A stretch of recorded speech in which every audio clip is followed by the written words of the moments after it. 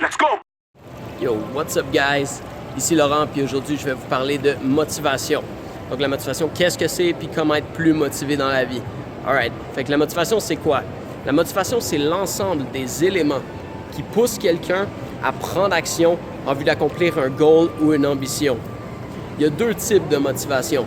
Il y a la motivation extrinsèque puis la motivation intrinsèque.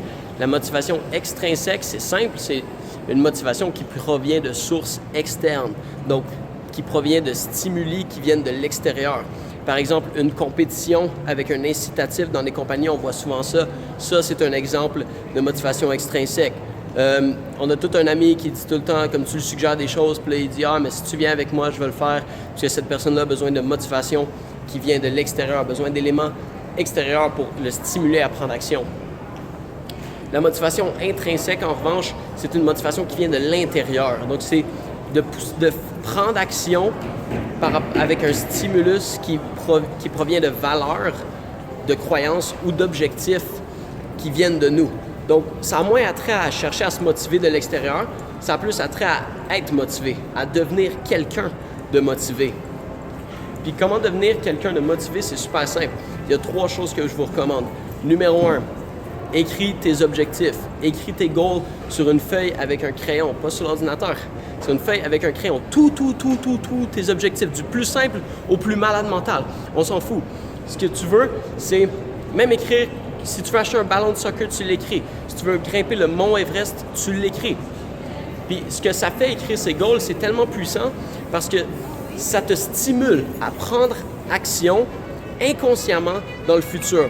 Ça veut dire que quand tu es dans des situations où est-ce que tu pourrais soit être productif ou soit procrastiner, tu vas être beaucoup plus enclin à être productif parce que tu vas t'être vu en écrivant tes goals en train de les réaliser, puis ça va tout simplement te stimuler à prendre action.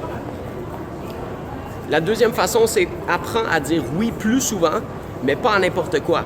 Apprends à dire oui plus souvent quand les gens te demandent de rendre des services. Fais-le sans rien attendre en retour avec une motivation intrinsèque, puis fais-le dans l'idée de générer une bonne vibe.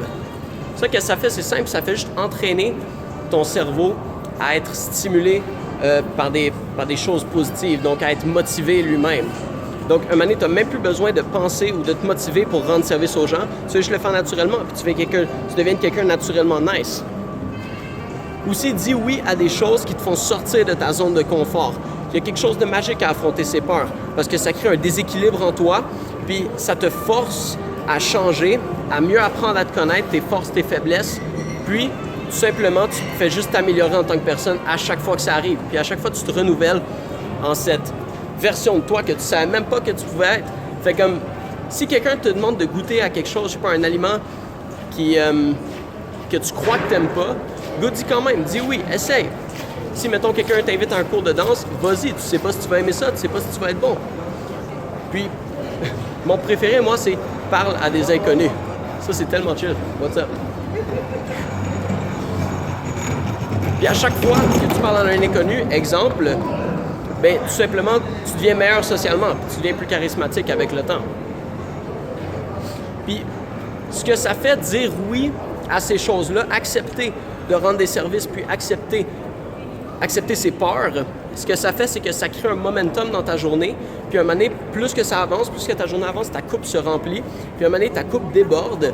Donc, qu'est-ce que ça fait? C'est que ça crée autour de toi un aura, ça crée en toi un état d'être d'abondance, puis ce que ça fait, ça, c'est que tu es motivé naturellement.